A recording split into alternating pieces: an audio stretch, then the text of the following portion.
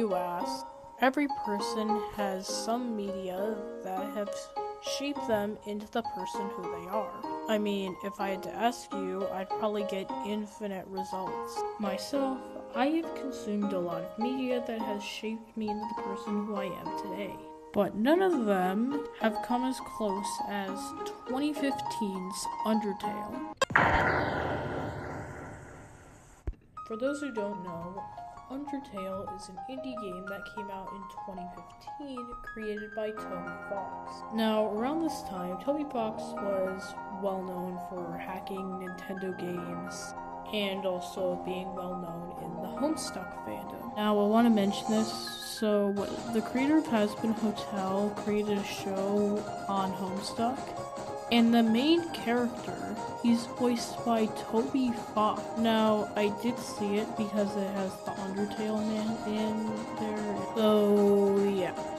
Now, in 2013, Toby Fox released a demo for Undertale, which was on its own website.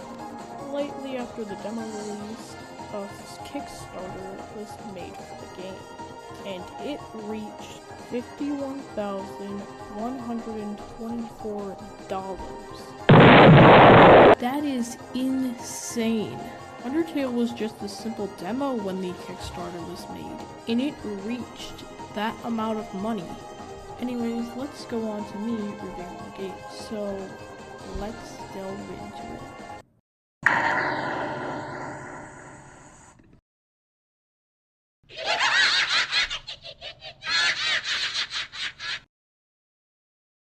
Undertale follows you, the player, named Frisk. I know that the player's name can be customizable, but at the end of the game, it's revealed that the player's name is Frisk. So I'm just gonna call them Frisk. Who climbed up Mount Ebot. And then we tripped over a vine and fell into the mountain.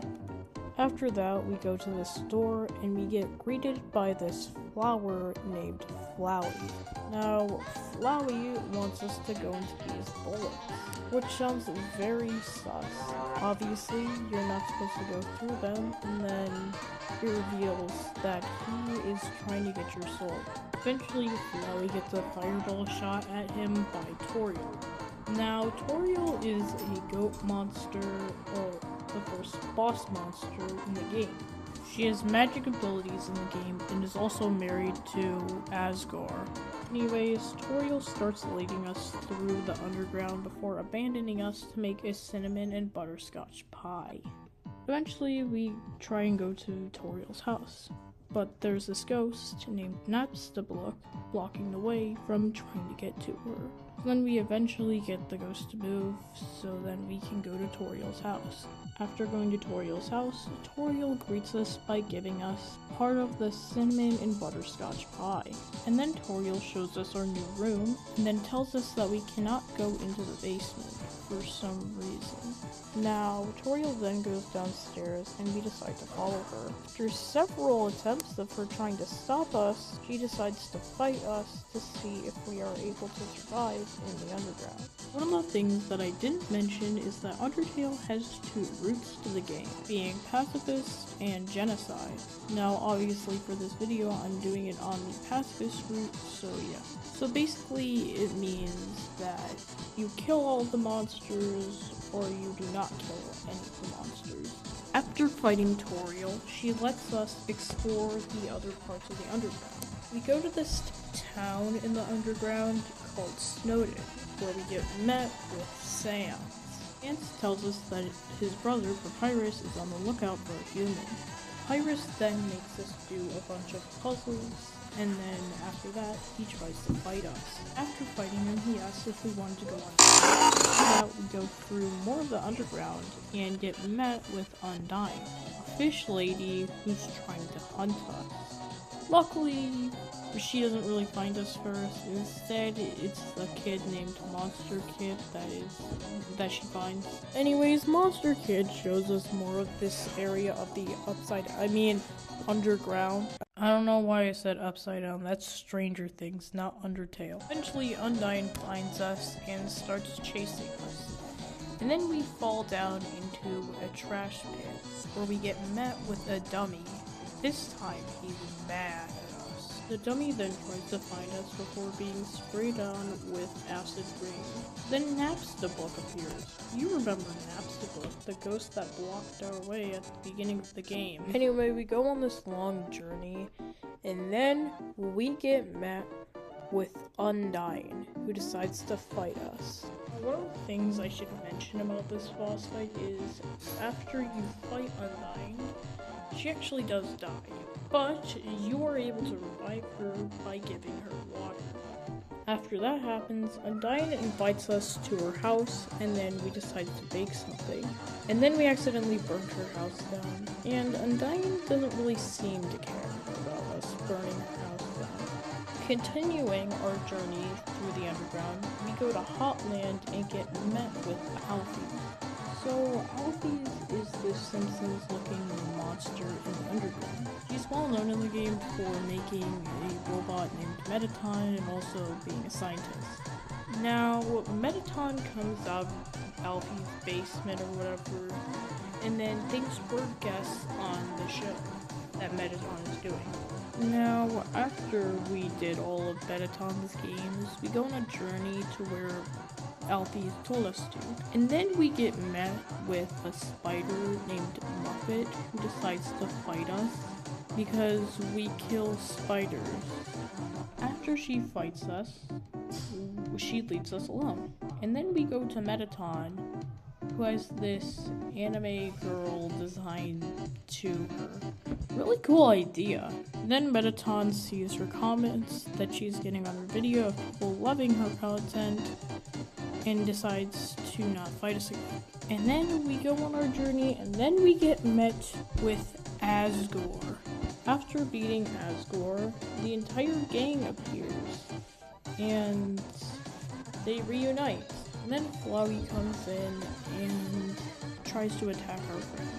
And then after he fails doing that, he reveals his true form, Asriel Dream. After defeating Asriel's first form, he becomes more powerful and decides to use our allies to make us fight them. After that happens, Asriel just gives up and turns back into his kid form. He apologizes to us and we forgive him, and then all of the monsters go up to the surface and experience the world, which is a happy ending. Now, there are 2 different endings and a couple of secret bosses that I want to mention in both modes. In the genocide route, the ending for this one is when you kill all the monsters and it becomes less populated. Second ending to the genocide route has us getting possessed by Kara. Now, the genocide route has a secret boss as an enemy, and that is Sans. By the way, here's this cool drawing of Sans that I drew. Anyways, he probably has one of the best boss fight songs in the entire game. And don't worry, we will talk about the OST in this game because it's peak. Now, I do want to talk about the lore secrets that this game has to offer, that the sibling game of this, Deltarune, is probably gonna explain to us what all this is in the future. Now, in the Switch version of Deltarune, which was the version I was playing for this video, you can get met with this clam NPC, who can have an evil version to her, and she tells us about someone named Susie, and that we would be good friends with her. Now, if you weren't picking up, in Deltarune, one of our allies is named Susie. I gotta hand it to Toby Fox. This is a really smart move. Now, one of the secret characters you can find in the game is this guy.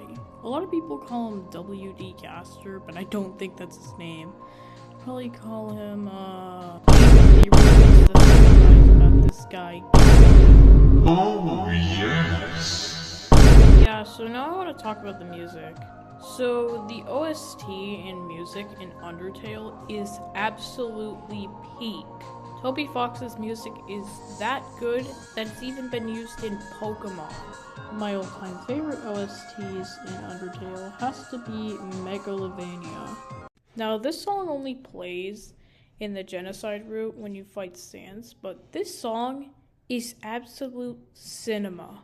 This song is peak because of the high, intense composition of the OST, mixing well with how hard the genocide route actually is. And for that, I love it. It's my second favorite OST in video games. My first has to go to its TV time from Deltarune Chapter 3. But still, Megalovania is an absolutely peak OST. By the way, I kind of want to talk about the new Pokemon starters that got revealed because one of them literally looks like the annoying dog from Undertale. Which is kind of ironic because Toby Fox composed OST for 2 of the Pokemon games, and he's probably gonna compose music for this one. So Brout, he looks like an Angry Bird, and yeah, it's funny. Anyways, so that was pretty much it for this video. I know this took a month long to upload, but I was busy. Along with that, I have a Digital Circus video coming soon, Mario Galaxy video, and a video on Springtrap if you want more FNAF content. I do have a bunch more coming in the future, but I don't want to reveal them, so yeah. In my opinion, Undertale is a great game. It is definitely my #1 game other than FNAF. And I recommend you play it. It's only like $2.49 on Steam. So I really recommend you play it. Subscribe or else Sans will come to your house and steal your Jack's Digital Circus collection. I've been Axzee, and I'll see you all next time.